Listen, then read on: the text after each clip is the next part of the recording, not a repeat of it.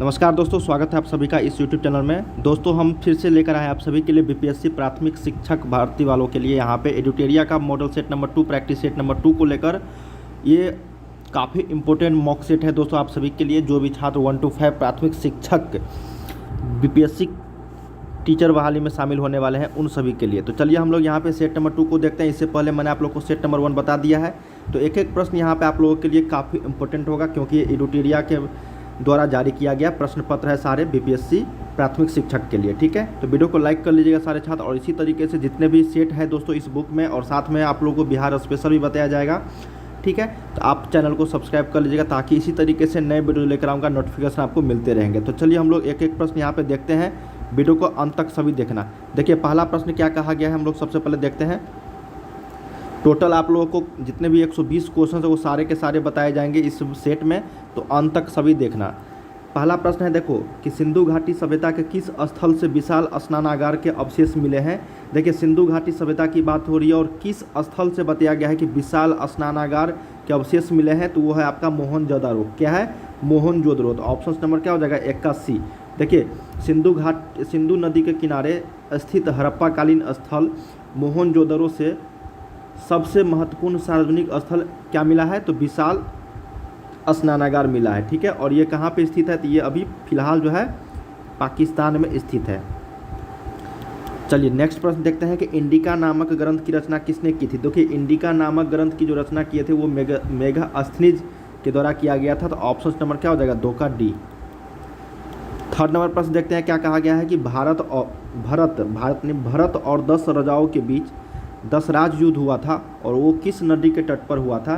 देखिए भारत और 10 राजाओं के बीच जो 10 राज युद्ध हुआ था वो पुरुषनी नदी के किनारे हुआ था। कहाँ पे? तो पुरुषनी नदी के तट पे। तो ऑप्शन नंबर यहाँ पे 3 का सी करेक्ट हो जाएगा। ठीक है,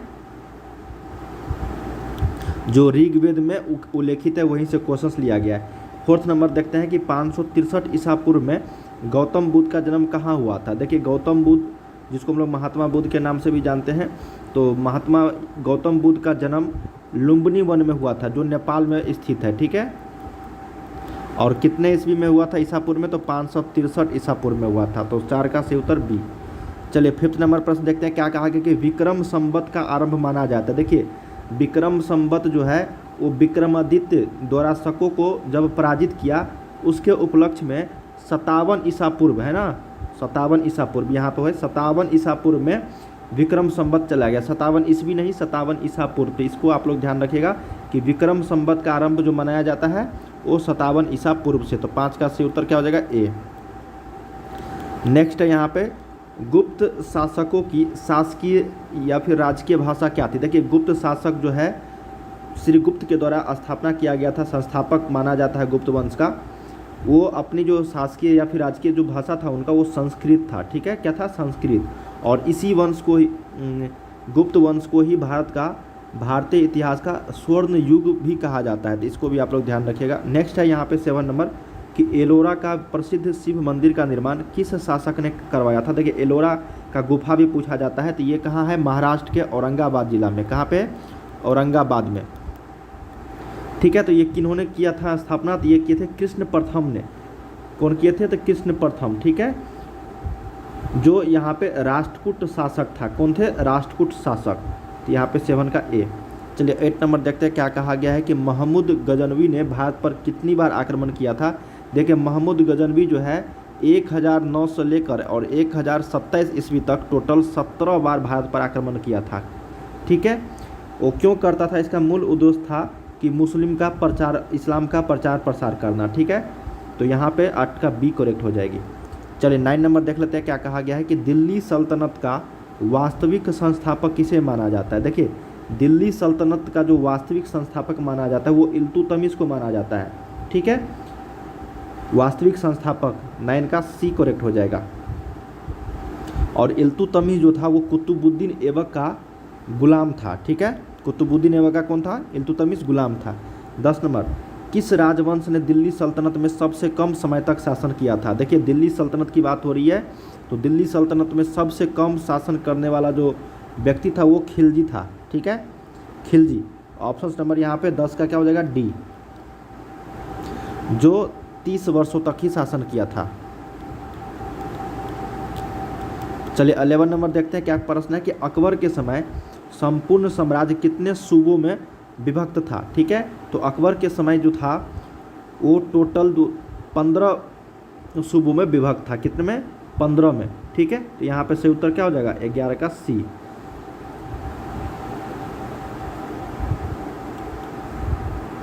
नेक्स्ट प्रश्न देखते हैं हम लोग यहाँ पे, इसको सही कर लो। अकबर के समय संपूर्ण साम्राज्य कितने सूबों में विभक्त था? तो ये यहाँ पे 12 सूबों में विभक्त था। ठीक है, तो इसको आप लोग याद कर लीजिए, सही कर लीजिए। 11 का क्या हो जाएगा? यहाँ पे 12 सूबों में विभक्त था। ठीक है, इसको 12 बना लो, 15 को 11 का सी करेक्ट हो जाएगी। 15 नहीं था, 12 सूबों में विभक्त था। ठीक है, नेक्स्ट प्रश्न देख लेते हैं क्या कहा गया है कि निम्नलिखित में से कौन सही सुमेलित नहीं है। देखिए सही सुमेलित यहाँ पे बताया गया नहीं है। पुर्तगाल सबसे पहले जो यूरोपीय देश था और स्थापना जो किया था प्रथम कारखाना का कोचिन में किया था। डेनिश ट्रैंकोबर में किया था। डच मसूलीपट्टनम में किया था। लेकिन फ्रांसीसी जो थे वो कालीकट में न करके सूरत में किया था। कहाँ पे किया था? सूरत में। तो यही सुमेलित इसका नहीं है, तो 12 का क्या हो जाएगा? यहाँ पे डी करेक्ट हो जाएगा।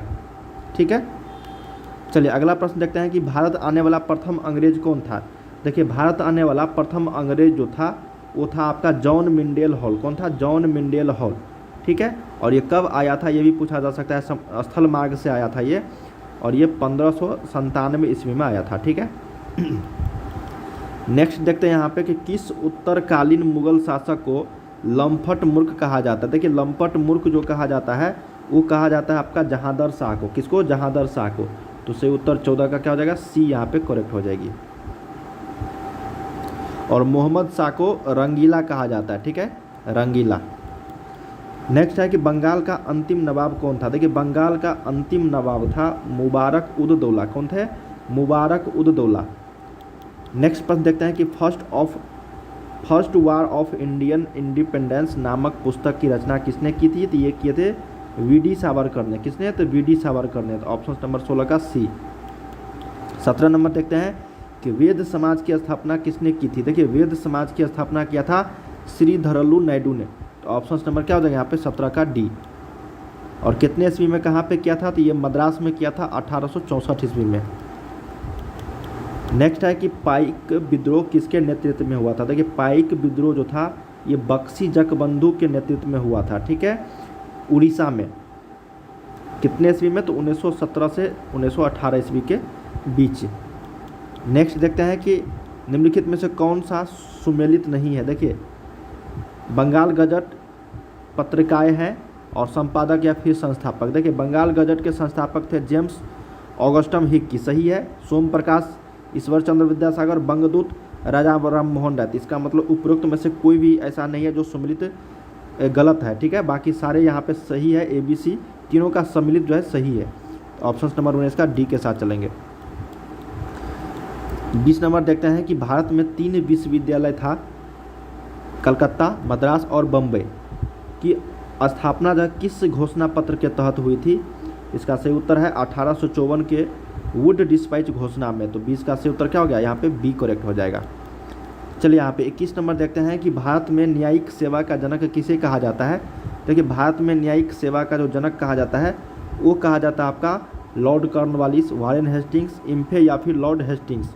ये कहा जाता है वारेन हेस्टिंग्स को। तो ऑप्शन नंबर क्या हो जाएगा? 21 का बी। चलिए 22 नंबर देखते हैं क्या कहा गया है। निम्नलिखित में से कौन सी घटना सबसे बाद में घटित हुई थी। देखिए घटना सबसे बाद में घटित हुई थी, ये हुआ था आपका सिंध को अंग्रेजी साम्राज्य में मिलाया जाना। ये घटना हुआ था आपका 1843 ईस्वी में। प्रथम आंग्ल सिख युद्ध हुआ था ये 1845 ईस्वी में से 46 ईस्वी तक। तृतीय आंग्ल बर्मा युद्ध हुआ था 1856 ईस्वी में। और ये हुआ था 1885 से, ठीक है, 86 ईस्वी में। और विधवा पुनर्विवाह अधिनियम जो हुआ था वो आपको 1856 ईस्वी में। तो सबसे बाद में जो घटना हुआ है वो तृतीय आंग्ल बर्मा युद्ध ही हुआ था। 22 का सही उत्तर क्या हो गया? सी। अगला है कि पूना सार्वजनिक सभा के संस्थापक कौन थे। देखिए पूना सार्वजनिक सभा के जो संस्थापक थे वो आपका MG Ranade, GV Joshi, HS चिपलुनकर, उपरोक्त सभी थे। ये सभी थे, उपरोक्त सभी हो जाएगा यहाँ पे। तो इसका डी।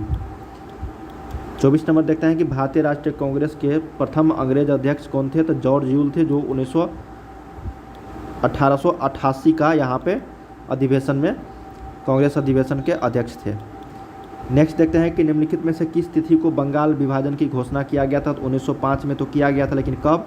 तो 20 जुलाई 1905। ऑप्शन नंबर 25 का सी, लॉर्ड कर्जन के द्वारा। नेक्स्ट है यहाँ पे कि लंदन में कर्जन वैली की हत्या किसने की थी। तो मदन लाल धिंगरा ने। ऑप्शन नंबर 26 का बी। 27 देखते हैं कि असहयोग आंदोलन का प्रस्ताव किसके द्वारा प्रस्तुत किया गया था। देखिए, असहयोग आंदोलन का जो प्रस्ताव था वो किया गया था चित्तरंजन दास के द्वारा। ठीक है, तो यहाँ पे CR दास हो जाएगा, 27 का सी। और ये कांग्रेस के किस अधिवेशन में किया गया था। तो 1920 के अधिवेशन में किया गया था। ठीक है, नागपुर में। नेक्स्ट है यहाँ पे गांधी जी के डांडी मार्च की तुलना नेपोलियन के पेरिस मार्च एवं मुसोलिनी के रोम मार्च से किसने की थी। 4 ऑप्शन दिए गए हैं, वो किए थे सुभाष चंद्र बोस ने। ठीक है, ऑप्शन नंबर 28 का बी। 29 देखते हैं यहाँ पे क्या कहा गया है कि 1937 के चुनाव में कांग्रेस द्वारा बहुमत प्राप्त प्रांतों की संख्या कितनी थी। तो टोटल 5 था। ठीक है, 29 का सी। नेक्स्ट देखते हैं यहाँ पे कि समाचार पत्रों का मुक्तिदाता किसे कहा जाता है। देखिए, समाचार पत्रों का मुक्तिदाता कहा जाता है आपको चार्ल्स मैटकॉफ को। ऑप्शन नंबर 30 का डी। 31 क्वेश्चन है यहाँ पे कि भारत छोड़ो आंदोलन 1942 के दौरान निम्न में से किसने भूमिगत रेडियो का संचालन किया था। उषा मेहता, अरुणा आसफ अली, राम मनोहर लोहिया, इनमें से सभी हो जाएगा। तो 31 का डी करेक्ट हो जाएगी। 32 देखते हैं कि गांधी इरविन समझौता किस वर्ष हुआ था। 1931 ईस्वी को हुआ था। इसी के बाद, इसी समझौता के बाद उन्होंने सभी ने अवज्ञा आंदोलन को ख़त्म कर दिया था। अगला है 33 कि निम्न में से किस ग्रह के दिन का मान एवं अक्ष का झुकाव पृथ्वी के समान है। उस ग्रह का नाम है मंगल। ठीक है, 33 का ए करेक्ट हो जाएगी। 34 देखते हैं कि उष्णकटिबंधीय मरुस्थलीय क्षेत्रों में उगने वाले वनस्पति को किस नाम से जाना जाता है। तो उसका नाम है जीरोफाइट। क्या नाम है? जीरोफाइट। ठीक है, कहाँ पे? तो उष्णकटिबंधीय मरुस्थलों में। तो ये चीज़ आपको ध्यान रखना है। 34 का क्या हो जाएगा? बी। अगला है कि वर्मी कल्चर किससे संबंधित है। कि वर्मी कल्चर जो संबंधित है वो आपका केचुआ पालन से है। ठीक है, 35 का ए करेक्ट हो जाएगी। 36 देखते हैं कि टिहरी बांध परियोजना किस नदी पर है। तो टिहरी बांध परियोजना जो है भागीरथी और किस नदी पे है यहाँ पे? भिलांखना नदी पे। ठीक है, जो उत्तराखंड में है, यूके। 36 का बी करेक्ट हो जाएगी। नेक्स्ट, भारत का न्यूनतम जनसंख्या वाला राज्य 2011 के अनुसार सिक्किम है। ऑप्शन नंबर 37 का सी। 38 देखते हैं कि निम्नलिखित में से कौन सा सही सुमेलित है। तो सही सुमेलित यहाँ पे बताना है आप लोगों को। कहा गया है यहाँ पे वन अनुसंधान संस्थान कहाँ पे है। तो देहरादून सही है ये। शुष्क वन अनुसंधान संस्थान जोधपुर, ये भी सही है। हिमालय वन अनुसंधान संस्थान हिमालय। तो उपरोक्त में से सभी हो जाएगा। तो 38 का डी करेक्ट हो जाएगी। चलिए अगला देखते हैं यहाँ पे कि घरेलू हिंसा से महिला संरक्षण अधिनियम निम्नलिखित में से किस वर्ष पारित किया गया था। तो ये पारित जो हुआ था 2005 ईस्वी में हुआ था। तो 39 का ए करेक्ट हो जाएगी। 40 नंबर देखते हैं कि विश्व के पहले नैनो यूरिया संयंत्र को किस राज्य में स्थापित किया गया है। ये गुजरात राज्य में स्थापित किया गया है। अगला है कि BBC Indian sport women of the year 2022 का पुरस्कार किसने जीता है। उसका नाम है मीराबाई चानू ने। ठीक है, 41 का सी। 42 देखते हैं, राष्ट्रपति द्रौपदी मुर्मू द्वारा 7वें अंतर्राष्ट्रीय धम्म सम्मेलन का उद्घाटन कहाँ पर किया गया। तो भोपाल में किया गया। ठीक है, 2023 का सम्मेलन। ऑप्शन नंबर 42 का बी करेक्ट हो जाएगी। चलिए 43 देखते हैं। कहा गया है कि हाल ही में भारत के किस राज्य या केंद्र शासित प्रदेश में लिथियम के भंडार मिले हैं। देखिए, लिथियम के भंडार मिले हैं जम्मू कश्मीर राज्य में। ठीक है, जो केंद्र शासित प्रदेश है। अगला, बजट 2023-24 में केंद्र सरकार ने कितने रुपए के खर्च का लक्ष्य रखा है। ठीक है, तो बजट 2023-24 में केंद्र सरकार ने जो खर्च रखा है वो 45.03 लाख करोड़ का जो खर्च यहाँ पे रखा है। तो 44 का सही उत्तर क्या हो जाएगा? ए।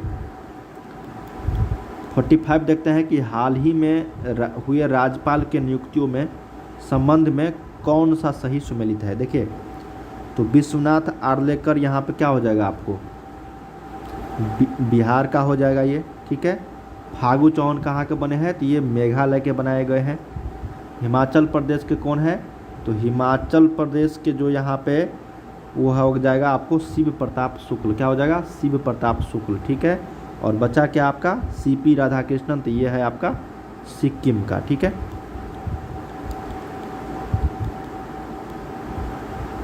तो यहाँ पे कौन था? तो ये सही उत्तर यहाँ पे 45 का बी हो जाएगा सही। शिव प्रताप शुक्ल जो है हिमाचल प्रदेश के बनाए गए हैं, ठीक है।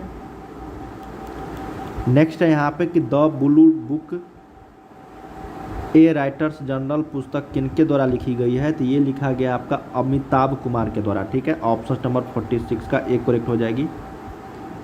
अगला है यहाँ पे कि फरवरी 2023 में 12वां विश्व हिंदी सम्मेलन का आयोजन कहाँ किया गया था?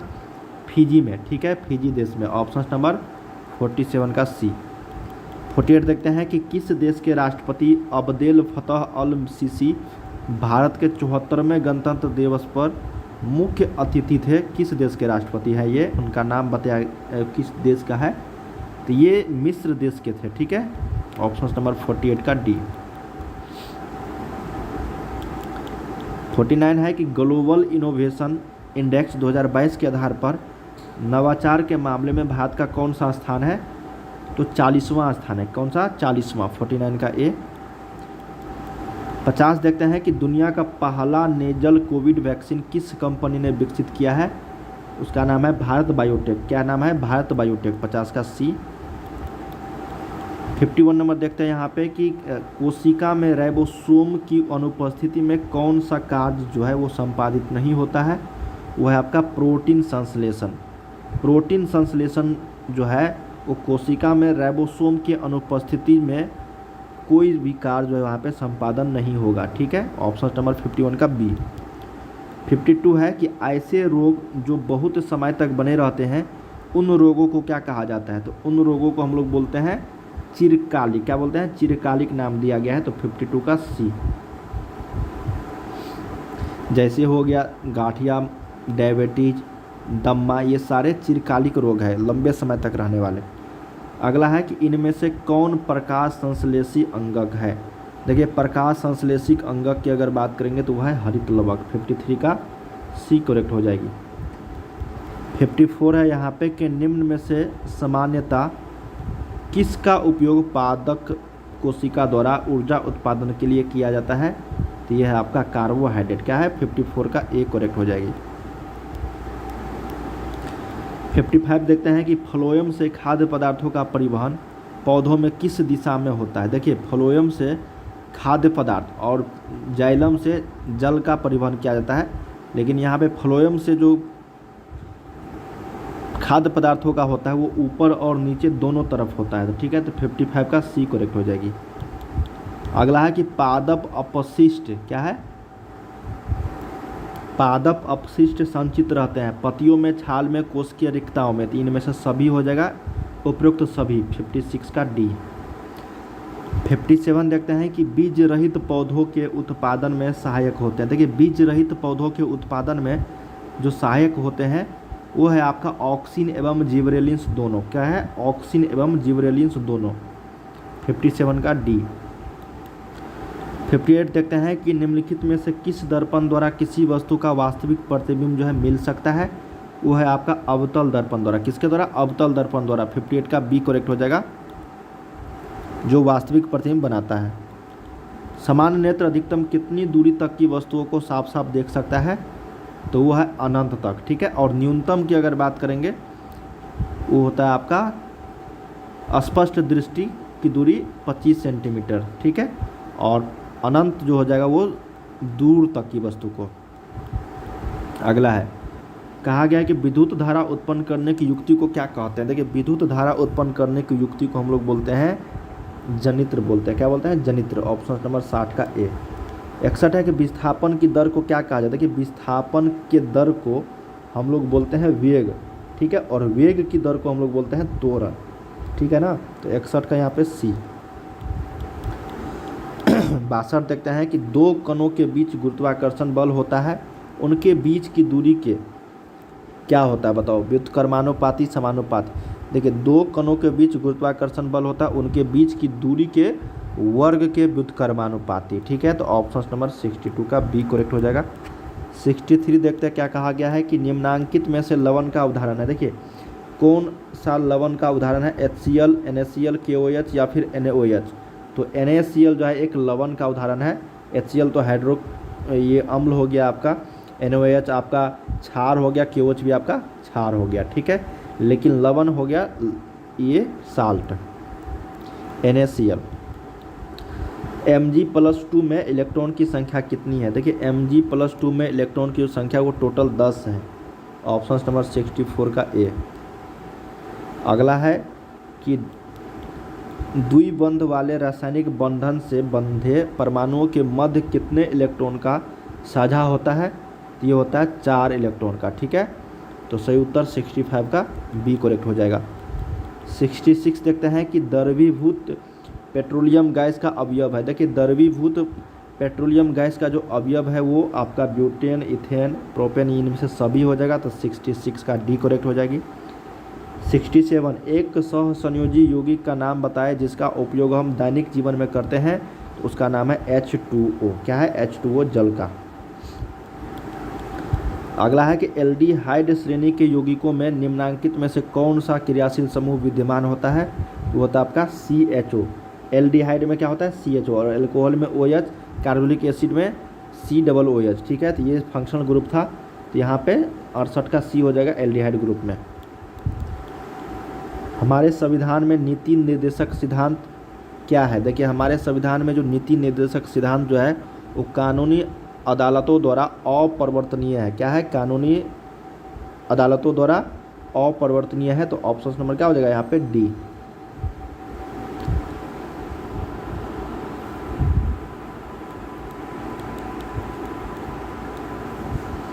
चलिए अगला प्रश्न देखते हैं।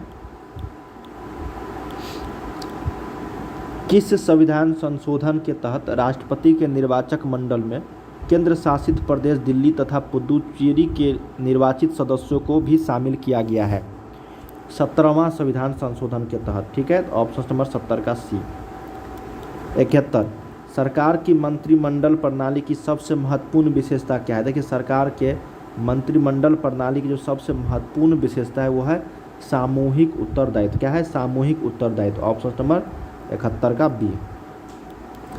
72 देखते हैं कि केंद्रीय सरकार का उच्चतम सिविल अधिकारी जो होता है वो कौन है? देखिए, केंद्र सरकार का उच्चतम सिविल अधिकारी जो है वो है आपका मंत्रिमंडल सचिव। 72 का बी। 73 देखते हैं कि कौन सा स्थानीय सरकार का मामला नहीं है?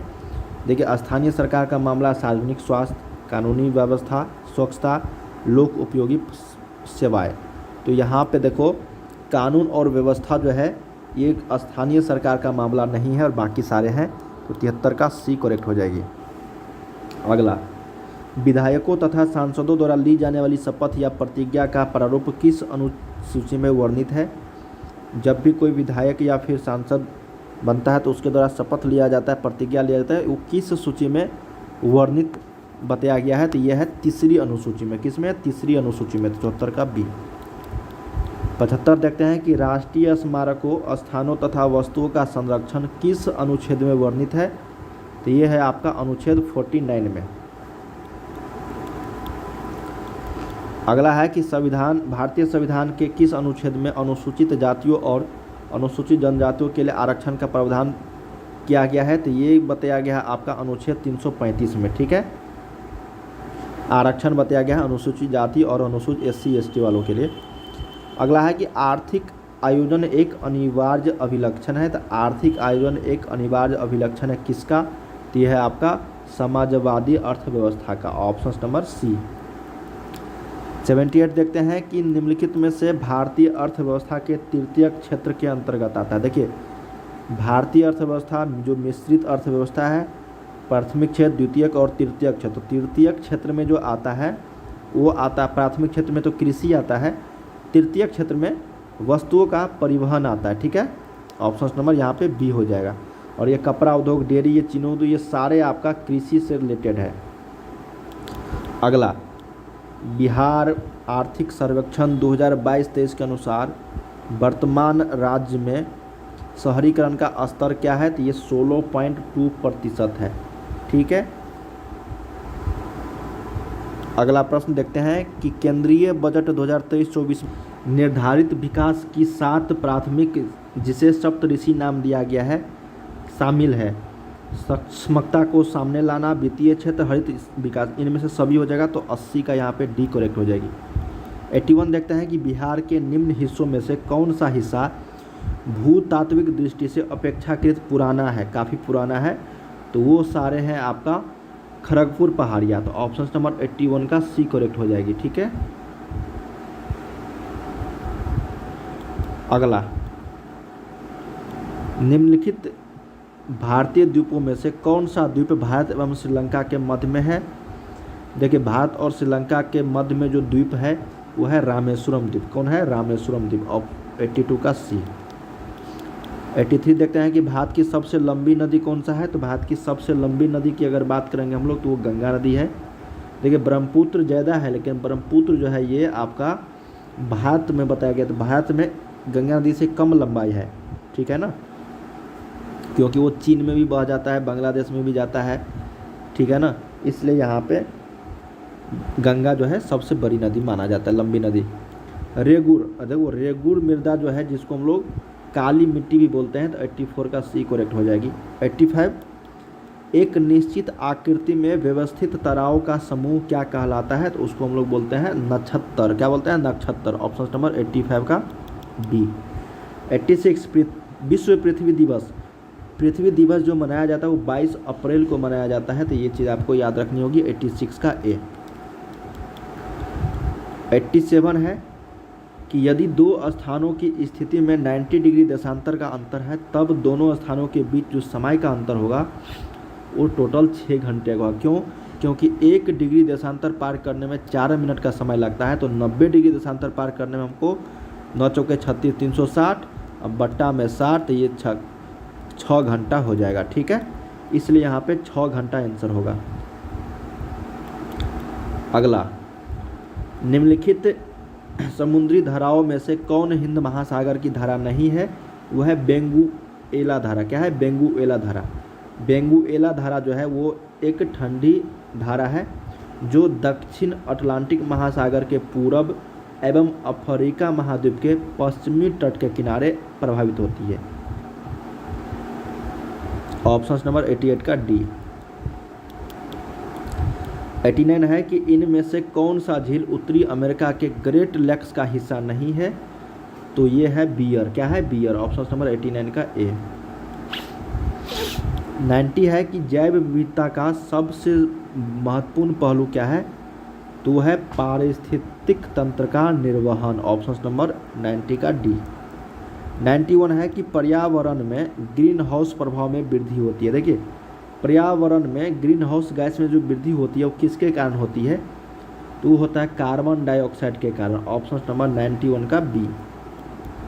अगला, कार्बन क्रेडिट का दृष्टिकोण इनमें से किससे शुरू हुआ? देखिए, कार्बन क्रेडिट का जो है दृष्टिकोण जो शुरू हुआ था मॉन्ट्रियल प्रोटोकॉल, क्योटो प्रोटोकॉल, तो ये था क्योटो प्रोटोकॉल। ठीक है, क्योटो प्रोटोकॉल के तहत जो बताया गया था ये कार्बन उत्सर्जनों को कम करने के लिए ये कार्बन क्रेडिट प्रणाली लागू किया गया था। ठीक है, और मॉन्ट्रियल प्रोटोकॉल आप लोगों को पता ही होगा, ये था ओजोन के लिए। किसके लिए था? ओजोन जो उसका पट्टी जो है वो धीरे धीरे ख़त्म हो रहा है, उसी के लिए मॉन्ट्रियल प्रोटोकॉल लाया गया था समझौता। पेरिस समझौता आपको जलवायु परिवर्तन के लिए। ओजोन परत संरक्षण दिवस 16 सितंबर को मनाया जाता है, ये 93 का ए। अगला है कि राजीव गांधी वन्य जीव संरक्षण पुरस्कार दिया जाता है किस क्षेत्र में? तो ये दिया जाता है शैक्षिक तथा शोध संस्थानों को वन एवं वन्यजीव मतलब इनमें से सारे हो जाएंगे 94 का डी। 95 है कि भारत का राष्ट्रीय उद्यान जैविक उद्यान कहाँ पे स्थित है। देखिए नेशनल जूलॉजिकल पार्क जो है ये नई दिल्ली में स्थित है, जो 1982 ईस्वी में इसको मिला था दर्जा। ठीक है, कहाँ पे है, नई दिल्ली में, नाम है नेशनल जूलॉजिकल पार्क। अगला है 96, निम्न में से किसकी my picture of free India नामक पुस्तक की रचना पंचायती राज व्यवस्था से संबंधित है। तो है महात्मा गांधी। क्या है, महात्मा गांधी।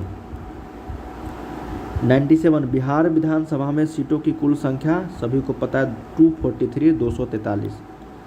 अगला है कि निम्नलिखित में से कौन पर्यावरण संतुलन के संरक्षण से संबंधित है। वन नीति, पर्यावरण सुरक्षा अधिनियम 1986, या फिर औद्योगिक नीति, या फिर शिक्षा नीति। तो ये हो जाएंगे आपको सभी चारों, इनमें से सभी हो जाएगा। ऑप्शन नंबर डी करेक्ट हो जाएगी 98 का। 99 देखते हैं कि निम्नलिखित में से कौन कृत्रिम पारिस्थितिक तंत्र नहीं है। वह है धान का खेत। अगला है पारिस्थितिक अस्थायी मितव्ययिता है, यह किस आंदोलन का नारा है। तो ये है चिपको आंदोलन का नारा। ठीक है, याद रखिएगा पारिस्थितिक अस्थायी मितव्ययिता जो है यह चिपको आंदोलन का नारा है। तो हम लोगों ने यहाँ पे 1 से लेकर 100 तक क्वेश्चंस किए हैं, जो एडोटेरिया का सेट था, और 101 से लेकर 120 तक जो है मैथ और रीजनिंग का सवाल था। हम लोग अगले वीडियोज में कवर करेंगे, मैथ और रीजनिंग को काफ़ी अच्छे से समझेंगे। तो चलिए इसी तरीके का आप लोग की ये सेट नंबर 2 था, इसी तरीके से सभी सेट आने वाले हैं। चलिए मिलते हैं अगले वीडियो में, तब तक के लिए आप लोग पढ़ाई करते रहिए, सेट करते रहिए। बाय बाय सभी को।